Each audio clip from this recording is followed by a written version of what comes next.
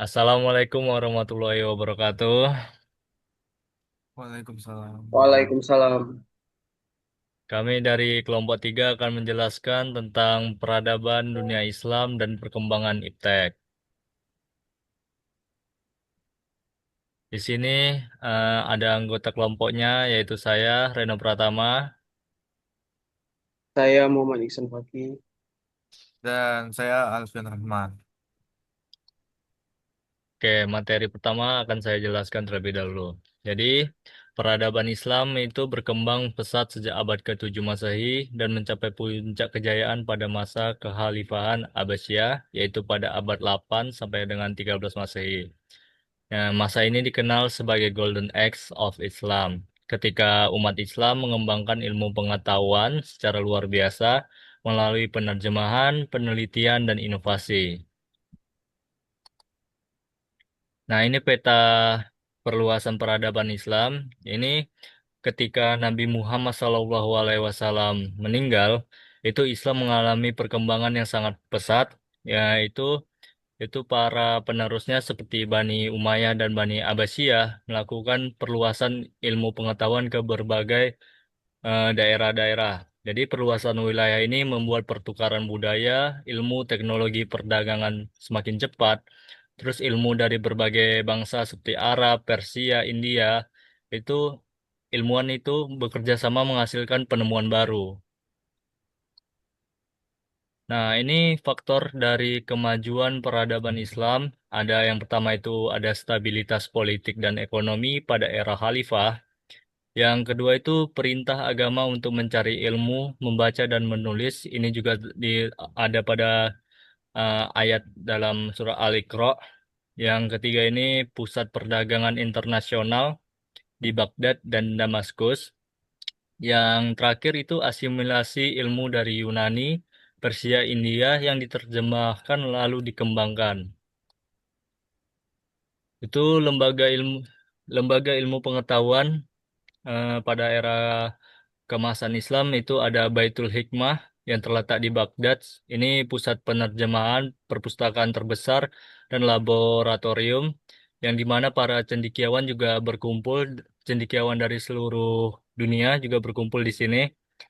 Eh, Selanjutnya itu Universitas Al-Qarawin yang ada di Maroko. Ini merupakan universitas tertua di dunia yang masih beroperasi hingga sekarang. Selanjutnya itu ada Al-Azhar di Mesir. Ini pusat studi agama dan ilmu umum yang berpengaruh hingga saat ini. Jadi untuk definisi iptek, ilmu merupakan kata berasal dari bahasa Arab dari alma uklamu berarti tahu atau mengetahui. Menurut KBBI, ilmu adalah pengetahuan tentang suatu bidang yang disusun secara bersistem menurut metode-metode tertentu. Rumusan 4 leluhur pembangunan iptek nasional sebagai berikut. Satu yaitu akuntabel, visionari, inovatif, dan excellent. Untuk dampak negatif iptek, karena merugikan dan membahayakan kehidupan dan martabat manusia. Kemerosotan moral di kalangan masyarakat, khususnya di kalangan remaja dan pelajar. Kenakalan dan tindakan menyimpang di kalangan remaja semakin meningkat, semakin menurunnya kewibawaan tradisi-tradisi yang ada di masyarakat. Seperti gedung, seperti gotong royong dan tolong menolong yang melemahkan kesatuan nasional. Berialayah penggunaan pengetahuan bagi orang-orang tertentu untuk melakukan tindakan kriminal dan jelasnya ini pun menyimpang dari agama. Dengan kemajuan iptek di bidang pendidikan pun generasi-generasi penerus berpengetahuan tinggi. Namun masih banyak mempunyai moral rendah, membuat siswa atau pelajar malas belajar, dikarenakan banyak di antara mereka yang menghabiskan waktu untuk menggunakan media sosial. Dan ini iptek menurut Islam. Peran Islam dalam perkembangan iptek bahwa Peran Islam dalam perkembangan iptek bahwa syariah Islam harus dijadikan standar pemanfaatan iptek. Ketentuan halal haram, hukum syariah Islam wajib dijadikan tolok ukur dan pemanfaatan iptek. Bagaimanapun juga, bentuknya iptek yang boleh dimanfaatkan adalah yang telah dihalalkan oleh syariah Islam. Sedangkan iptek yang tidak boleh dimanfaatkan adalah yang telah diharamkan. Selanjutnya adalah kontribusi iptek bagi dakwah Islam. Zaman dahulu, para ulama di Pulau Jawa mendakwah secara melalui kesenian wajang. Pada saat ini, kemajuan ilmu pengetahuan dan teknologi sudah sangat maju. Contoh penemuan Al-Quran digital, akses hadis, solih, silaturahmi yang tidak pernah putus, IP, jejaring sosial, dan sebagainya. Dan media pembelajaran dengan menggunakan game untuk memperdalam Islam itu sendiri. 2. Perkembangan busana muslim seperti jilbab, media dakwah di televisi, internet, koran, dan majalah. Penggunaan internet, blog seperti blog, dan situs islami seperti Suara Islam Muslim. Selanjutnya akan dilanjutkan oleh teman saya Alfian. Oke, selanjutnya saya menjelaskan tentang kontribusi Islam terhadap sains dan teknologi. Islam memberikan kontribusi yang signifikan terhadap perkembangan ilmu pengetahuan dan teknologi dunia antara abad ke-7 dan ke-16. Dunia Islam berkembang menjadi pusat ilmu pengetahuan dan teknologi yang maju.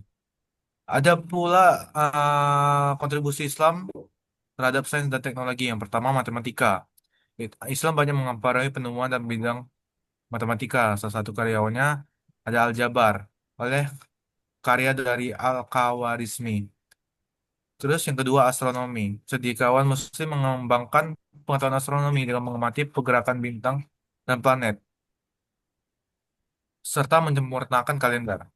Yang ketiga, kedokteran. Islam berkembang pada abad ke-8 sampai 14 abad yang sangat cepat. Banyak penemuan di bidang ini seperti pembedahan, fototerapi, farmakologi, dan kedokteran gigi. Arsitektur. Arsitektur Islam menunjukkan kemegahan zaman kemasannya. Mahakarya arsitektur Islam seperti Taj Mahal, Alhambra, dan Masjid Agung menjadi saksi keindahan dan keterampilan teknis pada masa itu. Selanjutnya, ada tokoh-tokoh Islam dalam perkembangan iptek. Nah, tokoh perkembangan iptek pertama itu Muhammad bin Musa al-Khawarizmi. Itu sebagai ilmuwan besar pada dinasti Abbasiyah. Beliau adalah bapak matematika. Yang kedua, Ibnu Sina. Ibnu Sina ini pada tahun 980 sampai 1037. Dia juga dikenal sebagai Avicenna di dunia barat, adalah seorang filsuf atau ilmuwan fisikawan yang berperan yang penting kembali Eropa dan juga dokter kelahiran Persia. Yang ketiga ada Jabal al-Battani, dikenal sebagai Ptolemy of the Arabs karena kontribusinya yang signifikan yang menyumbangkan tentang trigonometri dan mengoreksi tabel astronomi. Yang kelima, Mimar Sinan yang dianggap sebagai arsitek terhadap Kekaisaran Utsmaniyah. Dia memiliki bakat besar dalam arsitektur dan bekerja di bawah Sultan Sulaiman yang Agung. Selanjutnya, nah sekarang ada kesimpulannya tentang iptek pada masa Islam. Nah, peradaban dunia Islam mencapai masa keemasan dengan menjadi pusat ilmu pengetahuan. Umat Islam mengembangkan berbagai bidang iptek seperti matematika, kedokteran, astronomi, dan teknologi, lalu mewariskannya kepada dunia modern. Oke, mungkin itu aja yang bisa kelompok kami sampaikan.